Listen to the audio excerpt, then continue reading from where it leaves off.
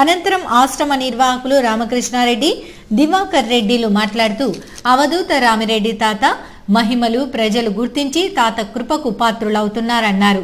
తాత ఆరాధన మహోత్సవాలకు హాజరైన భక్త జనానికి అందరికీ అన్నదానం ఏర్పాటు చేశామన్నారు. తాత ఆరాధన మహోత్సవాలకు రాష్ట్రంతో పాటు కర్ణాటక, మహారాష్ట్రాల నుంచి అధిక సంఖ్యలో భక్తులు పాల్గొంటున్నారని అన్నారు. అవధూతేంద్ర స్వరూపుడు సమర్థ సద్గురు అయిన శ్రీ అవధూత రామిరెడ్డి తాత 23వ ఆరాధన మహోత్సవాలు అత్యంత వైభవంగా జరిగినవి. ఈరోజు ఈ యొక్క కార్యక్రమానికి రాష్ట్ర వ్యాప్తంగా 25 నుంచి 30,000 వరకు జనాలు తాతగారి సమాధి దర్శనం చేసుకొని 25,000 మందికి సంస్థానం వారు అన్నదాన కార్యక్రమం ఏర్పాటు చేయడం జరిగింది.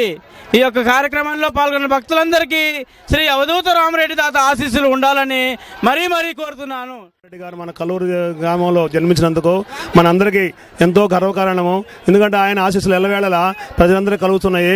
అట్లా హైదరాబాద్, బెంగళూరు నుంచి కూడా వచ్చి ఆ తాత ఆశలు పొందుతూ అట్లనే ఈ రోజున 30,000 మందికి భోజనాలు పెడుతూ అట్లా ఎవరికి వాళ్ళు విరాళాలు ఇచ్చి నా తాత యొక్క మొక్కుబడులు ఎల్లవేళలా మనందరికీ ఆశీస్సులు కలుగుగా. కానీ మరి ఒకసారి రామిరెడ్డి తాత గారి దీవిస్తూ మనం అందరం ఆశీస్సులతోటి ఇట్లనే కలకాలం జరుపుకోవాలని మరొకసారి ఆ సంస్థానం రామకృష్ణారెడ్డి గారికి ఎల్లవేళలా ఆ దేవుడు ఆయుష్ ఆరోగ్యాలు ఇవ్వగా కానీ మరి ఒకసారి తెలుసుకో.